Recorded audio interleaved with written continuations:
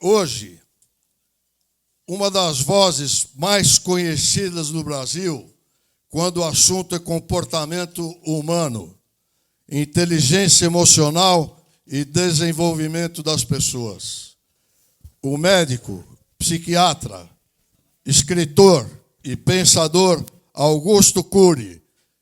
Escolhemos o tema proposto pelo nosso diretor científico, o professor Renato Assad, e aprovado pela diretoria da Associação Médica Líbano-Brasileira, um tema extremamente atual e indispensável para quem vive em ambientes de alta responsabilidade e alta performance. Gestão da emoção para profissionais de alta performance. Viu, Marli? Para ti. Nós nos preocupamos muito em desenvolver conhecimento, competência, estratégia e resultados.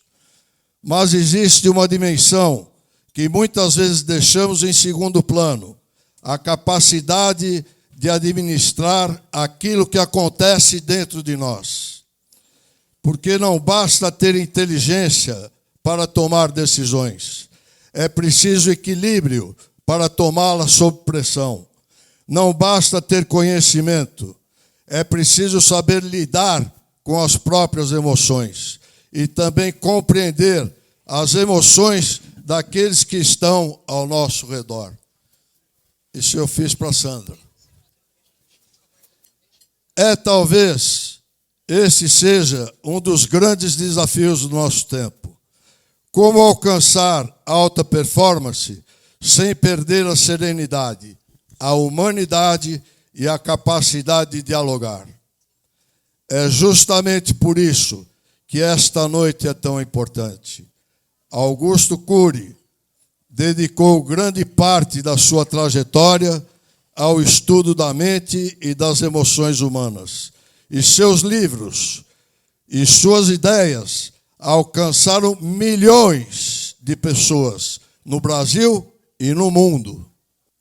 Hoje, entretanto, estamos aqui para falar não apenas de política, mas de algo que antecede qualquer posição, qualquer cargo, qualquer função. O ser humano que existe por trás do profissional, do líder e daquele que toma decisões. Tenho certeza de que sairemos daqui não apenas com novos conhecimentos, mas também com algumas perguntas importantes sobre nós mesmos. Em nome da MLB, agradecemos a presença de todos e faço um agradecimento muito especial ao nosso convidado desta noite. Augusto Cury, seja bem-vindo. Quando você encontra a sua casa, você relaxa. A casa tem que ser um lar. Muitos têm camas, mas não dormem. Muitos têm mesas fartas, mas mendigam o pão da alegria. Muitos têm estofados, mas não desaceleram sua mente, não relaxam. Estar aqui entre médicos e amigos libaneses e lembrando-se do meu avô, que eu não tive oportunidade de conhecer. Ele era de Zarle, uma região parece muito bonita do Líbano, né? Mas ele faleceu antes que eu nascesse, mais perto aqui, né? E então, queridos amigos, estar aqui para mim é um presente de Deus. Agradeço você, suas palavras belas, Fauzi. Você está ficando melhor que eu como conferencista, entendeu? Obrigado, Renato, pelo carinho, pela atenção. Samer, muito obrigado pelo privilégio. Estou aqui entre amigos, como Sérgio Redó, o querido Sandro, Sérgio Comulati e tantos outros, o Fares, tantos outros. Desculpe não citar os nomes, todos, porque eu preciso provocar vocês com uma pergunta. Vocês, nessa noite, querem ser meus alunos ou meus espectadores? Alunos ou... Não, um só. Alunos ou espectadores? Não sabem aonde se meteram. Porque eu provoco meus alunos inclusive meus alunos do programa de mestrado e doutorado da USP. Porque um professor nunca deve ser um expositor seco e frio, como desde a época em que Bolonha, no início do primeiro milênio, estabeleceu a primeira universidade. Todo professor tem que ser provocador da arte de perguntar, desafiador da arte de pensar e elogiador também da arte de participar. Bom, com meus alunos, eu te pergunto, quem aqui sabe namorar a vida antes de namorar alguém? Essa é uma grande tese. Por exemplo, existe um índice que mostra se você sabe namorar a vida ou você sabe estressar a sua vida e a dos outros, chamado-se índice GEEI. Repitam, gasto de energia emocional inútil. Quem sofre pelo futuro aqui? Levante as mãos. São meus alunos, não podem mentir. Levante minhas mãos. Isto. Não tem Habib que não sofre pelo futuro. Olha. Quem sofre pelo futuro trai o presente, que é o único momento em que é possível ser feliz, realizado e relaxado. Quem sofre pelo futuro gasta energia para 2 ou 3 braçais e aumenta a sua idade emocional. Então, se você tem 50 anos, aumenta mais uns 15 anos, pelo menos. Quem de vez em quando remói perdas, mágoas ou frustrações? Levante bem as mãos. Parabéns, os Habibs aqui estão presentes. Mais uns 15 anos. Quem tem dificuldade de conviver com pessoas lentas? Fauzi. O redor levantou as 2 mãos. Tem gente tão acelerada que ama estressar os outros. Agora, para as mulheres, eu quero saber o seguinte. Quem acha que seus maridos são mais lentos que vocês? Olha lá. Todas. Aumenta mais uns 15 anos a sua idade emocional. Quem cobra demais de si, eu não preciso perguntar, porque isso é a tônica das pessoas que são mais notáveis como profissionais. Mas se você cobra demais de si, você não precisa de um carrasco. Você criou um carrasco dentro de si mesmo. Profissionais notáveis nunca são suficientes para si mesmos. E toda vez que você cobra, você aciona um fenômeno que eu tive o privilégio de descobrir e descrever, chamado fenômeno RAM, registro automático da memória. Ele é o biógrafo do cérebro. Renato, nós temos um biógrafo implacável. Ele registra tudo sem autorização do eu, mas registra em destaque, com privilégio, aquilo que tem mais densidade emocional, tem mais dor, fobia, angústia, autopunição, autocobrança. Então, toda pessoa que cobra demais de si vai registrando janelas ou arquivos traumáticos que eu chamo de killer. Killer quer dizer assassino, no inglês, mas não assassina a vida, mas assassina a sua tranquilidade, sua felicidade, seu prazer e seu encanto pela vida. Você não precisa de inimigos para viver uma vida traumatizada. A mente mente. Ninguém pode nos trair, nos ferir ou nos asfixiar mais do que a própria mente. Eu sou publicado em mais de 90 países. Nós não estávamos no mundo árabe até há pouco tempo. Estava na Turquia, mas a Turquia não fala o árabe. Agora nós estamos em mais de 22 países de língua árabe. E eu tenho dito em todos os países que o ser humano é um algoz da sua própria saúde mental. A mente mente. Ela é suficientemente criativa para destruir o ser humano. Freud acreditava que uma pessoa desenvolveria uma vida traumática e adoecida se tivesse na relação com as pessoas, ao longo da formação da personalidade, perdas, abusos, constrangimentos e pressões. Só que ele não estudou a última fronteira da ciência, que é o processo de construção de pensamentos. Ele usou o pensamento pronto, como Sartre usou o pensamento pronto, como Vygotsky, como Kant, como Heidegger, como os grandes pensadores, usaram o pensamento pronto, mas não estudaram o próprio pensamento, seus tipos, natureza, processo de construção. E eu, nesse país que não valoriza os seus cientistas, antes de publicar um dos meus mais de 70 livros, eu escrevi mais de 3.000 páginas sobre essa última fronteira da ciência, que é o processo de construção de pensamentos, que hoje é estudada em várias universidades a nível de pós-graduação e MBA. Gravem isso. Freud acreditava nos traumas. De fato, traumas da infância podem asfixiar a formação da personalidade ao longo da vida. Mas mesmo tendo tido uma infância feliz e uma adolescência preservada de estímulos estressantes, a mente é tão criativa e tão autodestrutiva, se não for bem gerida, que ela é suficientemente complexa para construir os nossos problemas. Quando nós não os temos, nós os criamos. Isso é muito grave. Notem que vocês, se eu continuar elencando aqui a quantidade de sintomas que envelhece a mente humana e que asfixia o prazer de viver, provavelmente eu estaria aqui diante de uma plateia com mais de 100 anos de idade emocional. E o problema é que isso não está atingindo apenas os adultos, está atingindo em cheio as crianças e adolescentes. Talvez vocês pensam que tenham 10, 12, 15 anos, mas emocionalmente muitos têm mais de 70, 80, 90 anos. Eles asfixiaram a capacidade de contemplar o belo, de fazer das pequenas coisas um espetáculo aos olhos, a capacidade de se curvar diante da vida e agradecer, apesar de todas as intempéries, de transformar o caos e a oportunidade, os dias mais tristes, nos capítulos mais importantes da nossa história. Quem é velho emocionalmente quer tudo rápido e pronto. Quem é velho emocionalmente não consegue fazer das pequenas coisas um espetáculo aos olhos.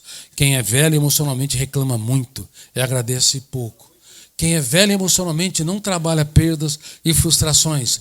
Acaba tendo uma visão ingênua da vida, querendo que as variáveis, o mundo extrapsíquico, seja favorável a nós, sem entender que a vida é um contrato de risco. Risos e lágrimas, aplausos e vaias, sucesso e fracasso sempre nos acompanharão. Em destaque, se você quiser fazer algo importante. Se você quiser se prender no casulo, não andar por ares nunca antes respirados, não passar por confrontos, por rejeições e perdas, você não vai ter um grupo de estímulos estressantes advindo do teatro social. Mas você vai ter um grupo de estímulos estressantes e altamente asfixiantes do teatro psíquico. Reitero, a mente. E uma das coisas mais tristes na atualidade é que desde que Steve Jobs lançou seu smartphone em 2007 e vieram as redes sociais e elas foram diminuindo os shorts, nós geramos uma dopamina super barata. Dopamina barata é um problema. Eu tenho dito para magistrados com frequência, não está na Constituição, mas construímos uma droga digital, socialmente aceita e comercialmente livre, que é tão asfixiante e pode ser tão grave como a cocaína, a droga química. Como ela mexe com o ciclo da dopamina e da serotonina, precisa cada vez mais de muitos estímulos para sentir migalhas de prazer. O que é triste, muito triste, é que eu tenho gritado que estamos na era dos mendigos emocionais. Rico é quem faz muito do pouco e miserável é quem precisa de muito para sentir pouco. Muitos estímulos. Amigos, por favor, aqui nesta minha conferência treinamento, eu demoro muitos anos para aceitar um convite. Então, nessa conferência, eu gostaria que vocês levassem para casa. Eu quero que vocês tenham sucesso. Sucesso é importante, mas o maior sucesso é viver uma vida tranquila, calma e relaxada. Quase impossível nos dias atuais, mas é ter o treinamento. Não queiram ser o mais rico de um cemitério ou o mais eficiente no leito de hospital. É importante ganhar dinheiro? Sim, é muito importante e deve-se ganhar e deve ter protagonismo no mundo econômico, no capitalismo. Mas tem que ter propósito. Caso contrário, nós somos escravos do próprio sucesso. Não faz muito tempo eu dei uma conferência para representantes de um terço do PIB brasileiro. Eu fiz um teste sobre como anda a empresa chamada mente humana. O resultado é que eu tinha que internar quase todos. A empresa universidade, a empresa indústria, a empresa da área do comércio, a empresa na área da agricultura estava indo razoavelmente bem, embora com muitas variáveis nessa economia onde os juros são cruéis e onde a insegurança jurídica é dramática. Mas a empresa chamada mente humana, a única que não pode falir, estava no caos, num verdadeiro caos. Então, espera um pouquinho. Aonde está o prêmio do capitalismo que prometeu uma felicidade para aqueles que desenvolveriam sucesso e não entregou? E o problema não está no capitalismo, o problema está em que a mente mente.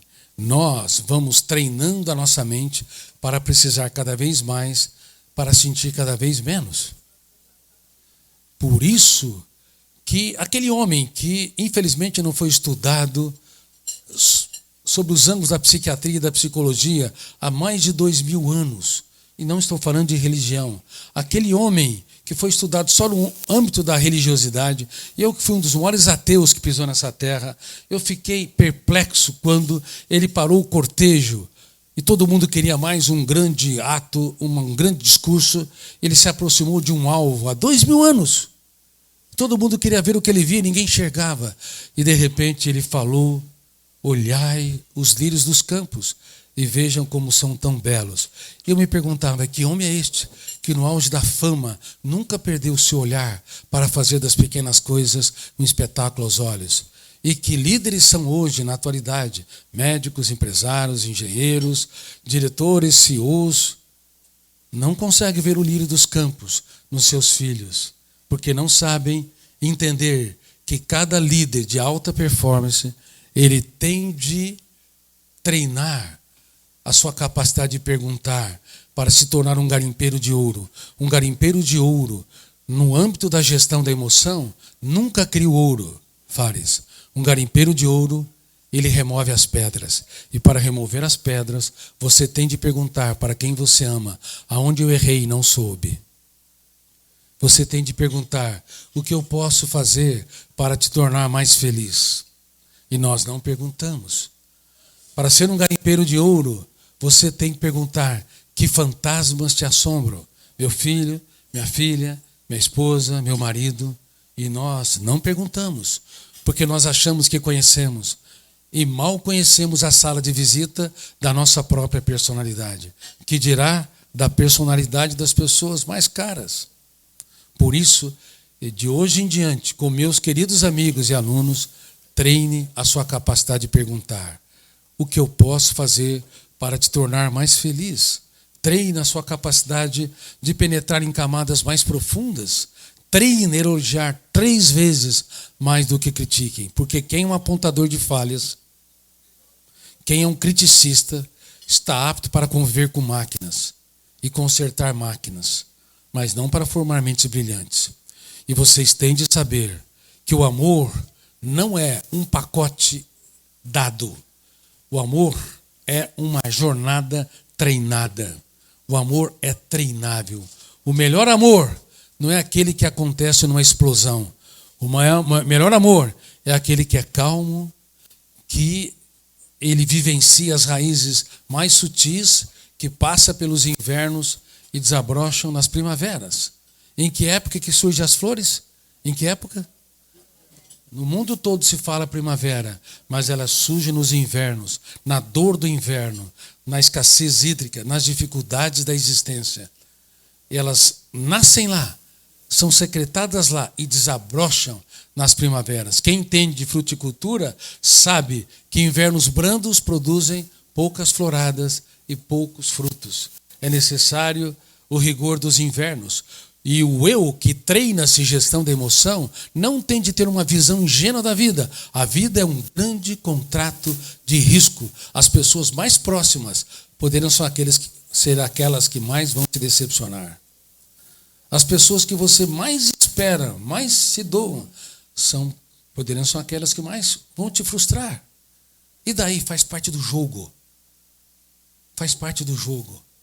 Faz parte da complexa jornada da existência, passar por estresse, frustrações e dificuldades. Quando você entende que não há inteligência emocional, e nunca houve, desde que Daniel Goleman lançou seu livro em 1995, porque a emoção é burra, desinteligente e inconsciente, ela não consegue ser autogerida. Um dos maiores erros científicos é ter acreditado na inteligência emocional. Uma pessoa é tímida e ela se esforça para ser autônoma, livre, e ela continua tímida a vida toda. Uma pessoa impulsiva reage pelo fenômeno. Bateu, levou, ação e reação, não consegue ter autocontrole. Aliás, algumas pessoas me dizem, doutor Cury, eu não levo desaforo para casa. Eu falo, claro, você é uma pessoa desequilibrada. Não leva para casa física, mas leva para casa mental. Porque é um biógrafo na mente humana que registra tudo. A tua impulsividade registrou-se em quem você ama. E você piorou a tua imagem lá dentro. A tua impulsividade registrou-se em você. O biógrafo do cérebro arquivou de maneira privilegiada. E você vai continuar sendo uma pessoa impulsiva, e por mais que você tente ser dosado. Então não há inteligência emocional. O que há então? É a gestão da emoção pelo eu, que representa a capacidade de escolha. Número 1, o protagonista da nossa jornada de vida. Número 2, o diretor do script. Número 3, o piloto da aeronave mental. Número 4, o maestro da sinfonia emocional. Número 5, e ele, ao organizar-se e se alicerçar em todas as funções, ele se torna autor da própria história. E quando você é autor da própria história, você se torna mais humilde. Você vai perceber que gerir a emoção e gerir pensamentos é algo complexo. Por exemplo, eu vou perguntar para vocês algo simples, mas extremamente sofisticado. Vocês pensam apenas o que querem pensar? Sim ou não? Todo mundo tem a mesma resposta, não. E é verdade. Por que não pensamos o que queremos pensar? Porque o eu não é o piloto sozinho da aeronave mental. Ele tem 4 copilotos. Ele não é um diretor do script sozinho. Ele tem 4 codiretores, roteiristas do script. E esses fenômenos, que eu também tive o privilégio de estudar, e que não foi estudado pela psicologia, pela sociologia, pela psicopedagogia e até pela psiquiatria, me deixaram assombrados e me fizeram perceber que nós sempre fomos muito mais complexos e muito mais perturbadores e autoperturbados do que nós imaginamos. A nossa espécie, ela não tem alto nível de viabilidade, ela tem baixo nível de viabilidade, porque a nossa educação cartesiana, racionalista, que nos ensina a conhecer o átomo que nós nunca veremos, e um imenso espaço que nós nunca veremos, não nos ensina a pilotar a mente humana e entender quais são os fenômenos que ajudam eu a fazer a sua copilotagem. Quais são os fenômenos que estão nos bastidores da mente humana e que nos levam a produzir uma série de pensamentos tóxicos que o nosso eu não programou. Você não quer sofrer pelo futuro, você não quer se perturbar, você não quer ser alguém que cobra demais dos outros, mas por que o faz? Por que não somos um piloto pleno como somos, por exemplo, de um veículo? No veículo, você pega a direção do carro, você breca, acelera, você tem controle daquele veículo. E você vai para a direita ou vai para a esquerda, você tem controle. Mas por que não temos controle sobre a mente humana? Você não quer pensar em algo perturbador? E pensa. Você não quer se asfixiar ruminando ou remoendo pessoas que te machucaram? Você quer bani-las da sua história de vida? E quanto mais você tenta bani-las, esquecê-las, rejeitá-las, elas dormem com você e perturbam o seu sono. Que mistério é esse? Que veículo é esse da mente humana que é mais complexo do que todos os veículos, todas as aeronaves do mundo todo? Nós não estamos sozinhos na aeronave mental. Então, você não pensa apenas o que quer pensar? Parece uma casa de terror?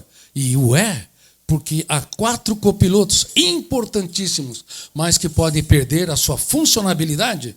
Por exemplo, primeiro copiloto, vocês não estão percebendo, mas ele está sendo acionado. O gatilho da memória é o primeiro copiloto. Ele está sendo disparado em nuvens. Como é que vocês entendem cada verbo que eu conjugo tempo espacialmente? Nós achamos que pensar é algo tão banal, mas é de uma sofisticação sem precedente. Detona o gatilho em nuvens, abre milhares de arquivos com milhões de dados para que vocês entendam cada pronome amarrado num verbo conjugado tempo espacialmente, também no substantivo e no adjetivo. Não é o eu, são os copilotos. Então, primeiro copiloto, gatilho da memória. Repita, por favor. Gatilho da memória. Segundo copiloto, janelas. Terceiro, âncora. Quarto, alto fluxo. Agora vocês têm que entender. O gatilho dispara, abre os arquivos do córtex cerebral. E a âncora tem que se localizar em determinadas regiões para gerar concentração. Senão, você se distrai com qualquer coisa. Por exemplo, você pode estar preocupado que seu carro foi roubado. Então, nesse momento, você não está mais aqui, porque a âncora deslocou-se de determinadas regiões da memória. E por isso que na síndrome do pensamento acelerado, que eu descobri, uma criança de 7 anos de idade tem mais informações que o imperador romano tinha no auge de Roma, mais que Abraham Lincoln, mais que John Kennedy, que dirigia os Estados Unidos no auge da Guerra Fria, no século passado. Uma criança com tantas informações, na era da intoxicação digital, dispara o gatilho numa velocidade jamais vista. O gatilho dispara, mas ele não pode disparar demais. Ele não pode abrir arquivos em excesso. Caso contrário, a âncora não se posiciona para gerar concentração. Por isso que nas crianças com TA, transtorno de espectro autista, e nós temos 2,4 milhões de crianças com diagnóstico de autista, um número que vem só aumentando. Nós temos mais de 10 a 15 milhões de TDAH, transtorno de hiperatividade. E nós temos dezenas e dezenas de milhões de pessoas que têm os sintomas semelhantes da hiperatividade, mas que não têm um viés metabólico e genético, como a hiperatividade. Um pai e uma mãe que fazia 1000 coisas ao mesmo tempo, sempre agitados. Um avô, uma avó, numa linha genética. Mas por que pais calmos, ou relativamente calmos, estão gerando filhos altamente ansiosos, irritadiços, que não se concentram? Por quê? Por causa do excesso de estimulação. Olha, nós mexemos na caixa preta do funcionamento da mente. Eu vou às lágrimas ao saber que estamos adoecendo coletivamente através dessa dopamina barata, tudo rápido e pronto. E a mente humana não pode acelerar-se demais. Você pode, através de vários processos, aumentar as turbinas dos aviões. Você ganha em qualidade, você ganha em tempo, você melhora os chips, você acelera a assimilação de informações, você acelera processos nas indústrias, mas você não pode acelerar a sua capacidade de abraçar, de fazer da vida um espetáculo. Você não pode acelerar a sua capacidade de pensar no futuro, não para se angustiar e sofrer, mas para você construir sonhos. Você não pode acelerar a relação com as pessoas mais caras. Ela tem que ser branda, tem que ser leve, tem que ser profunda. Mas nessa época, nós estamos adoecendo coletivamente, precisando cada vez mais de muitos estímulos para sentir migalhas de prazer. Somos mendigos emocionais numa sociedade em abundância. Sim, infelizmente, há entre 600 e 700 milhões de pessoas que passam fome no mundo, que ingerem menos de 2.000 calorias. Mas o que ninguém fala é que há bilhões de seres humanos mendigando o pão da alegria, morando muitas vezes em belos apartamentos, em também casas de condomínios. Eles não conseguem fazer das pequenas coisas um espetáculo aos olhos. É por isso que a cada 40 segundos uma pessoa morre pelas próprias mãos. E a cada 4 segundos alguém tenta o suicídio. E a cada 1 segundo em todo o teatro da humanidade alguém pensa em suicídio. E nós aumentamos numa área ou numa época que raramente havia, que era o ribombar dos hormônios, da curiosidade, da capacidade de explorar o mundo, que é de 10 a 19 anos. Aumentamos em 149% o índice de suicídios desde a pandemia. É muito triste. E nós temos aumentado em cerca de 28% a 29% a automutilação por ano. Mas não porque as pessoas querem se lesar. Não há masoquismo. A palavra masoquismo deveria ser banida da psiquiatria. Ninguém se fere porque quer se ferir. Se fere porque quer usar a dor física para tentar neutralizar uma dor cálida, muito maior, muito mais insidiosa, a dor emocional. Quando você dá excesso de presente para os filhos, você comete um erro grave. Quando você expõe eles ao excesso de telas, e no Brasil, em média, 9 horas nós ficamos nas telas, você também comete um erro sério. Quando você mesmo fica muito tempo exposto, você comete um erro sério consigo, porque você treina a sua mente a precisar, reitero, cada vez mais para sentir cada vez menos. E a felicidade que está nas poesias, a felicidade que está nos romances, ela não está mais nas páginas da mente humana. É raríssimo você encontrar pessoas que fazem muito do pouco, que vivem uma vida que vale a pena ser vivida. E o que é triste, pessoas altamente eficientes não é um líder de alta performance no território da emoção. E às vezes se esforça demais para que a emoção tenha inteligência, mas a emoção não constrói capacidade de pensar, não tem autonomia. Essa é uma função do eu como protagonista, e o eu, ele tem de ter vários atributos que nas universidades no mundo todo não se ensinam. E é um erro crasso. E quando eu ensino isso para os meus alunos do programa de mestrado e doutorado da USP, alunos de biologia, de engenharia, de medicina, mestrandos e doutorandos de odontologia, eles dizem com frequência: a minha vida é antes e depois do curso de gestão da emoção. Porque eles aprenderam funções que nunca tinham aprendido. Por exemplo, quem toma banho aqui? Levante as mãos. Claro, você toma banho. Quem toma 2 banhos por dia? Quanta gente, hein? 3 banhos por dia. Tem alguns. Bom, eu não vou perguntar 4, porque se você tomar 4 banhos por dia ou mais, provavelmente você tem TOC, transtorno obsessivo compulsivo. Eu já tive paciente que tomava 40 banhos por dia.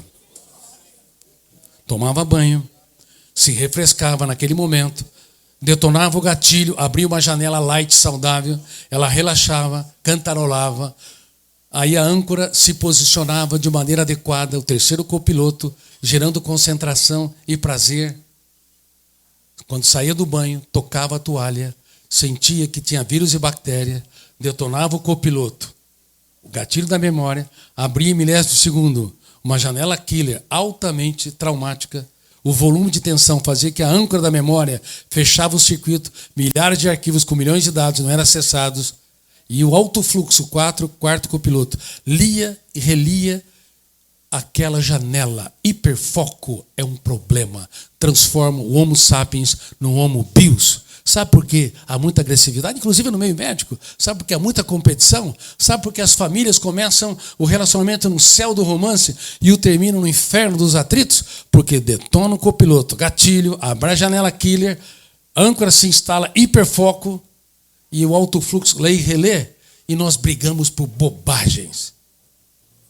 Toalha molhada em cima da cama, sapato fora do lugar, não é isso? Cabelo em cima do espelho, se briga até porque ele ou ela aperta a pasta de dente do meio para o fim. Às vezes ele erra o alvo do vaso sanitário, briga. É ou não é? Imperdoável. Terceira Guerra Mundial, nós brigamos, coitado, nunca acerta o alvo, errou mais uma vez. O problema é que nós treinamos, e é treinável, a capacidade de amar e a capacidade de atritar. É altamente treinável. É mais fácil você treinar, se irritar, do que treinar a ser tolerante. Para ser tolerante, você precisa de milhares de janelas e arquivos agrupados em plataformas para a expressividade de uma característica de personalidade. Por isso que não é fácil mudar a personalidade. De hoje em diante, eu vou ser a pessoa mais calma de São Paulo. E você é um poço de ansiedade. Funciona? Não funciona, porque daqui a pouco alguém te irrita, detona o gatilho, copiloto, abre janela, killer. A âncora gera foco ou hiperfoco? Hiperfoco.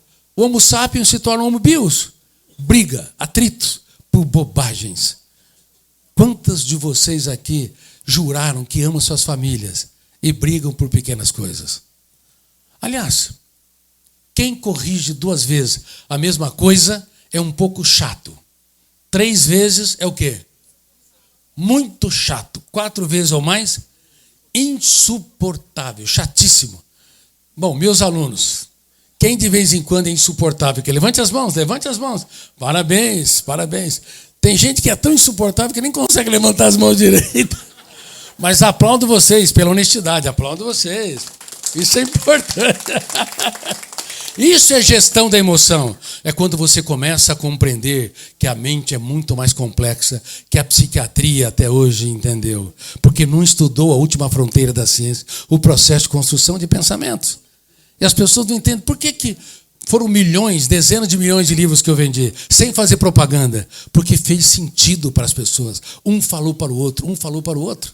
E sabe quando eu comecei a escrever sobre isso? Quando eu estava no 2º para o 3º ano da faculdade de medicina, eu passei por uma crise depressiva. E eu percebi que as lágrimas que nós não temos coragem de chorar são mais penetrantes do que aquelas que se encenam no teatro do rosto. E no 6º ano, eu passava 4 horas naquele diretório acadêmico, cheio de caixa de remédio, de lixo, num ambiente lúgubre, escuro, escrevendo a teoria da inteligência multifocal. E passaram-se 17 anos desde o começo. E poderia não ter dado certo. O risco é alto. Mas gravem isso. Todo empreendedor tem que saber: quem vence sem riscos, triunfa sem glórias.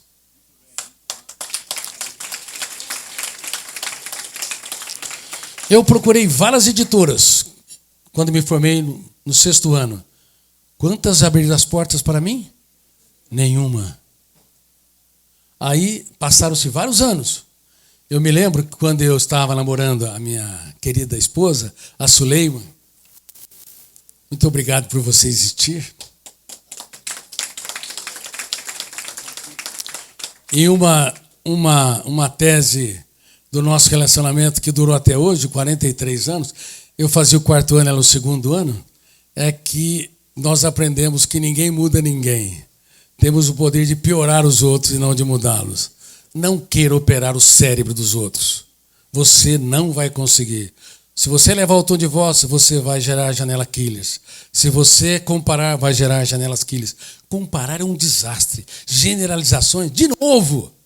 Outra vez, que é tão fácil e quase todos os dias nós fazemos. É um problema. Nós tentamos pressionar o cérebro, achando que nós conseguimos mudar o outro. Mas nós não conseguimos mudar. Ninguém muda ninguém. Temos o poder de piorar os outros, de não de mudá-los. Mas nós podemos contribuir com que ele se mude, elogiando 3 vezes mais do que criticamos, surpreendendo quem amamos. Muito obrigado por você existir. E como eu disse, o que eu posso fazer para te tornar mais feliz? Quando você aprende a dar aquilo que o dinheiro não pode comprar. O dinheiro pode comprar casas, aviões, celulares, roupas, mas o dinheiro não pode comprar uma coisa: a tua biografia, a tua história, as lágrimas que você chorou, os desafios que você teve, Fauzi. Foram muitos para chegar onde você chegou. E os teus filhos têm de conhecer isso. Isso tem de ser falado com uma melhor comida ou melhor vinho. Nós falamos de maneira banal. Chame só um filho e deixe ele te conhecer por dentro. Deixe ele conhecer aquele ser humano incrível que chorou, que quase desistiu, mas continuou. E nós não transferimos o capital das experiências porque achamos que só o sucesso tem relevância, só os aplausos têm relevância, mas ninguém é digno do pódio se não utilizar seus fracassos para conquistá-lo. E esses fracassos, essas perdas e essas dificuldades são os alicerces da nossa vida. Por exemplo, quem entrou aqui neste belo restaurante não perguntou se os alicerces são bem estruturados ou não. Não procurou. Mas os alicerces é a parte mais importante desse edifício. Só que é a parte mais invisível. E essa parte tem de ser comunicada com as pessoas que nós amamos. Porque quando você transfere aquilo que o dinheiro não pode comprar, o capital das experiências, o que acontece? Você vai entender que o amor começa pela emoção. Repitam, o amor começa pela emoção. E só continua se houver admiração. Não espere que os outros te amem se não te admirarem. Não espere. Não espere que as pessoas te levem você em altíssima consideração se você for alguém que é um criticista, um apontador de falhas, o teu eu tem de gerir a emoção a tal ponto que você vai treinar-se para ser uma pessoa admirável. Muito obrigado. Pode deixar aberto para mim, por favor? Ou então um copo. Por favor, aplauda esse garçom que está me servindo. Fazer dos pequenos momentos um espetáculo aos olhos. Eu estou pedindo para os pais em todo o mundo mudar a era do apontamento de falhas para a era da celebração dos acertos. Quem me promete que de hoje em diante, vamos lá, quem me promete que de hoje em diante vai sempre levar em consideração que a mente mente, ninguém pode nos trair, nos ferir ou nos asfixiar mais do que a própria mente. Quem me promete que vai treinar a sua emoção para rejuvenescer, fazer das pequenas coisas um espetáculo aos olhos. Quem me promete que de hoje em diante, vai mudar a era do apontamento de falhas para a era da celebração dos acertos. Quem me promete que de hoje em diante vai impugnar cada pensamento perturbador nos primeiros 5 segundos, senão eles são registrados e não podem ser mais deletados. Quem me promete cada vez mais vai repetir cada vez menos as mesmas correções e não vai usar comparações. Quem me promete que vai ser um garimpeiro de ouro, um garimpeiro que pergunta, que não cria o ouro, mas sim remove as pedras. Levante as mãos. Eu não confio em vocês. São meus alunos. Porque o inferno emocional está cheio de pessoas bem intencionadas. Na prática, vocês vão ver que quem está dirigindo não é o eu prometendo, é o gatilho que dispara. Alguém te criticou, te ofendeu, te rejeitou por bobagens, como eu disse. Até sal na comida a mais, ou mesmo um trejeito, a maneira de te falar. Detona o gatilho, abre a janela killer, a âncora se instala, Homo sapiens, o ser pensante vira Homo bios, e nós continuamos lendo e relendo aquela janela, e as nossas mais incríveis celebridades, que são os nossos filhos, nossa esposa, nosso marido, nossos amigos, nós acabamos ferindo quem juramos amar. Então, eu peço para vocês, quem me promete que vai treinar, treinar e treinar, e mesmo depois de falhar, nunca vai desistir de se repensar e se reconstruir, treinamento é a chave. Agora sim, pode levantar as mãos. Vocês vão falhar? Sim. Vão brigar por tolices? Também. Vocês vão, de vez em quando, tropeçar no básico? Sim. Mas se vocês, todos os dias, entenderem que não há inteligência emocional, que o eu, ele tende a aprender a fazer oração dos sábios. Quando alguém te estressou, a tua paz vale ouro. Não esqueçam disso. O resto é lixo. Isso deveria ser vivenciado e gritado dentro de cada aluno de Harvard, de Cambridge, Oxford, MIT, Stanford, Universidade de Pequim, de Tóquio. Mas eles não sabem disso. Estamos no tempo da pedra em relação à gestão da emoção. Eles não sabem disso. Aprendem milhões de informações que são importantes, mas nada é tão importante do que aprender a dirigir o veículo da mente humana, pilotar a aeronave mental, dirigir o nosso script. Veja, na política, é uma guerra de egos. Eu nunca, como o Fauzi falou, essa coragem de ter entrado no ambiente da política, eu nunca encontrei um ambiente tão tóxico.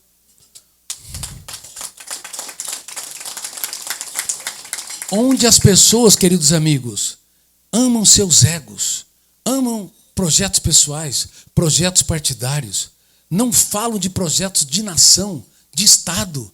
Por exemplo, há 32 milhões de neurodivergentes, 32 milhões, um número assombroso. Como é que nós vamos abraçá-los? Como é que vamos ter uma educação inclusiva? Você coloca só alguém que é autista no meio de crianças que não são neurodivergentes, há exclusão. Ou você coloca alguém que tem dislexia, ou você coloca alguém com altas habilidades, mas não consegue construir sociabilidade. Então você tem que mudar a educação, não apenas brasileira, mas mundial. E nós desenvolvemos uma metodologia revolucionária, e que nós queremos disponibilizar gratuitamente para todas as escolas públicas no Brasil e no mundo, Número 1, o professor deixa de ser um expositor cartesiano, ele provoca a arte de perguntar. Número 2, ele desafia a arte de pensar. Ele não fica só ensinando matemática, física e química, ele vai ensinando, como eu estou fazendo, provocando. Não estou provocando vocês? Estou provocando e desafiando. E a arte de elogiar. Ele é um elogiador da arte de participar. Veja bem, quando alguém expressa uma ideia, o Fauzi, o Fares, o Samer, o Renato, qualquer um expressou uma ideia, pode não ser complexa, expressou uma pergunta, pode não ser sofisticada, todos devem aplaudir em sala de aula. E quando aplaude, existe uma espetacularidade que vale mais do que 1 milhão de likes. Aí você vai concorrer com aquilo que Steve Jobs, com o mundo digital e o mundo das redes sociais, que captura os seres humanos com shorts cada vez mais superficiais, vendendo uma felicidade artificial e um sucesso irreal. Vendendo. Muitas vezes lixo. Algumas pessoas me consideram o mentor dos mentores, dos grandes mentores. Ou eles foram ensinados diretamente, dos grandes influenciadores, ou às vezes beberam nos meus livros. Pelo menos é o que eles falam. Mas eu fico triste quando eu vejo influenciadores sorrindo sempre. Porque não há céu sem tempestades, não há felicidade sem estresse. Não há. Não há tranquilidade sem momentos de ansiedade. Não há ninguém dosado, autônomo, que não perca o controle, que não tem reações débeis em alguns momentos. O que você tem que fazer? Neste momento, você tem de ser mais tolerante com você. Se não for grave, dê risadas. Não cobre-se demais e nem dos outros. Porque se você cobrar demais de si e dos outros, você está apto para trabalhar numa financeira, cobrando dívidas, mas não para construir uma bela história de amor. E pessoas que juram amar são altamente cobradores, se não dos outros, de si mesmo. Está errado isso. Isso não é gestão da emoção. Isso não é o eu impugnando pensamentos perturbadores. Isso não é o eu contemplando o belo. Isso não é o eu fazendo da vida um espetáculo único. Nós estamos fazendo da vida um espetáculo de terror. Voltando também para a política. 10 milhões de microempresas. Nós precisamos trabalhar 10 milhões de microempresas. Por quê? Porque vem a inteligência artificial e a robótica. E vai ser um tsunami. Vou fazer um teste aqui. Vem um tsunami sem precedente. Milhões de pessoas perderam empregos. Médicos, engenheiros, advogados, trabalhadores das empresas. E ninguém fala sobre isso.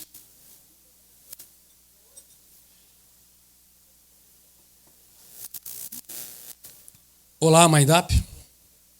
Oi, estou por aqui. Eu estou dando uma conferência aqui para amigos médicos que são da Associação de Médicos Libaneses do Brasil. O que você acha de falar de gestão da emoção para eles? Perfeito, excelente. Médicos entendem a linguagem da dor, mas muitas vezes nem da gestão da própria emoção. Você pode abrir mostrando que, sem gerir o próprio mundo interno, o profissional que salva vidas pode se perder dentro de si. Exatamente. De como a pressão constante pode transformar mentes brilhantes em mentes exaustas. Gestão da emoção não é... Desculpa. Mostra que gestão da emoção não é terapia de autoajuda. É treinamento do eu como autor da própria história. Ouviram Traga isso? dados. Um minutinho só. Traga Desculpa, dados. vou te interromper um pouquinho. Cumprimente, Fica à por vontade. favor, o Fauzi e também o Renato. Claro. Eles são médicos. Um grande abraço ao Dr. Fauzi e ao Dr. Renato. É uma honra falar com vocês. A medicina salva vidas, mas também precisa aprender a salvar a própria saúde mental de quem salva. Exatamente. Então, Esse é o ponto. por favor, descante. Eu vou continuar minha conferência. Muito obrigado. Quer dizer as últimas palavras ou não? Olha, desligou. Falei com quem? Com a máquina. Vocês sabiam disso? Que dá para conversar no nível autístico? Eu treinei ela. E ela fala a minha linguagem. Eu converso com ela num nível intelectual que raramente alguém conversa comigo. Nos 4 ou 5 anos, talvez não sobe pedra sobre pedras.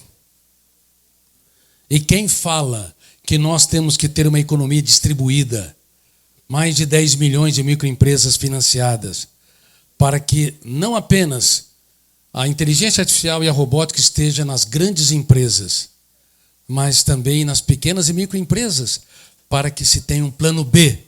Porque se não tiver um plano B, pode-se ter um plano C. Qual que é o plano C?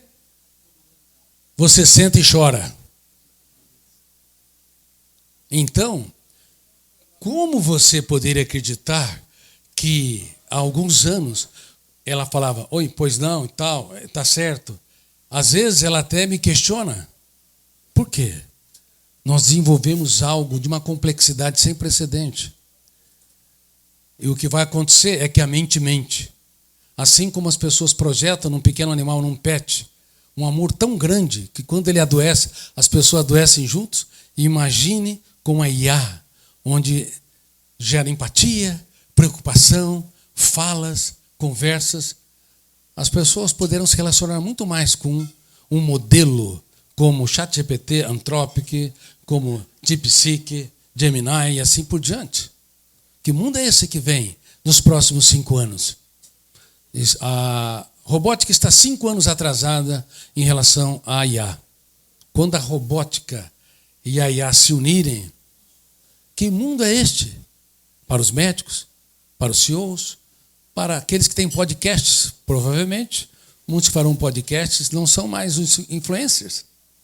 Eles são mais bem-humorados, ainda que não entendam o bem-humor emocional, ainda que seja simulado, mas é muito bem construído.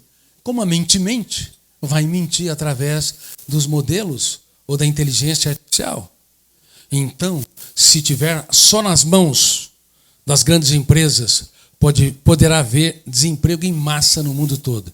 Elon Musk, na sua genialidade, diz: você trabalha, se quiser, daqui 5 anos. Mas na sua santa ingenuidade, ele não diz quem vai pagar a conta dos desempregados.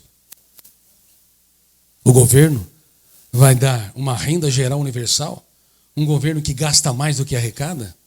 Não apenas no Brasil, mas no mundo todo. Os Estados Unidos está com uma dívida absurda, mais de 120% do PIB. A França, uma dívida absurda, 112% do PIB. A Espanha também. O Brasil, nós devemos chegar em 2030 com 100% do PIB, sendo que a média dos países emergentes é 60%. Bolsa Família é importante? Claro que é importante, mas ele tem que ser ajustado.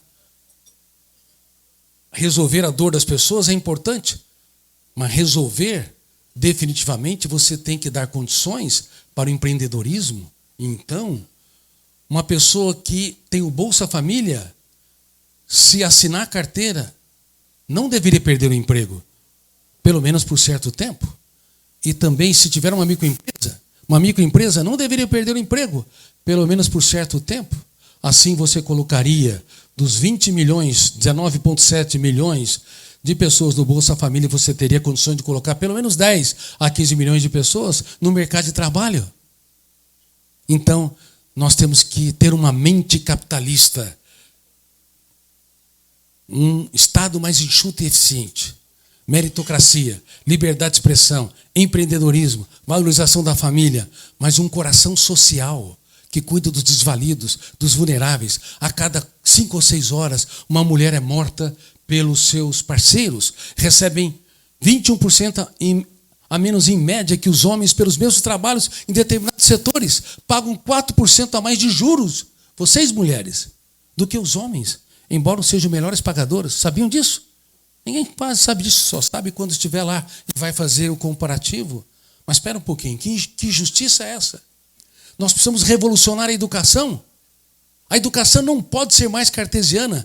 Ela tem que ser, como eu disse, você provocar a arte de perguntar, desafiar a arte de pensar e patrocinar a arte de elogiar, criando uma espetacularidade. E nos testes que nós fizemos, os alunos não querem mais faltar da aula. Mas hoje, O último lugar que eles querem estar é na sala de aula. Vocês sabem, vocês que têm filhos sabem disso. E os professores são cozinheiros do conhecimento que preparam o alimento para uma plateia que não tem apetite. Então tem que mudar o modelo de educação. Os professores têm que ser valorizados, treinados, equipados, inclusive com melhores salários. E tem de ser uma educação em tempo integral. Mas ninguém fala sobre isso, pois nenhum país se desenvolveu sem uma educação em tempo integral. E o ensino médio tem que ser um ensino técnico. Como é que pode 20% dos jovens num país com tantas necessidades e tantos jovens pobres não fazem o ensino técnico de informática, não fazem de técnico de marketing digital, de inteligência artificial, não fazem gestão financeira, não fazem técnico de enfermagem? 3 anos estéreis. Como pode isso? E por que isso não é uma política de Estado? Sabe por quê? Porque essa polarização esquizofrênica entre direita e esquerda paralisou o país.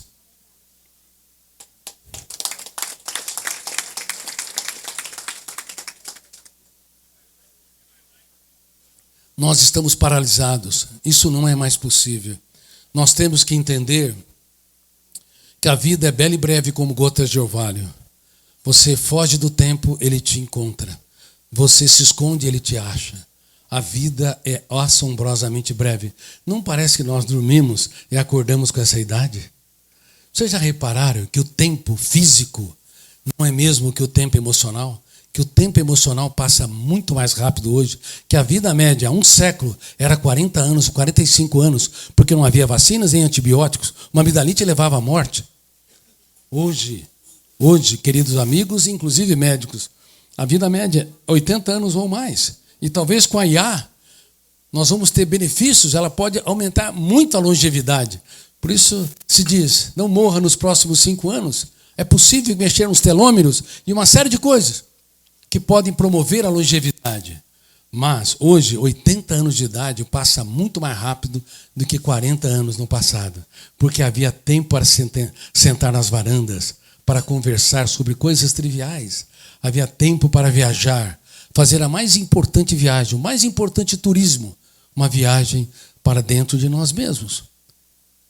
E por isso eu vou pedir para vocês. Eu sei que é difícil, mas eu vou pedir.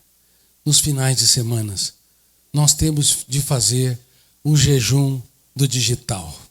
Só usar telefone se preciso, porque a nossa família é o nosso mais importante patrimônio, são as mais importantes celebridades.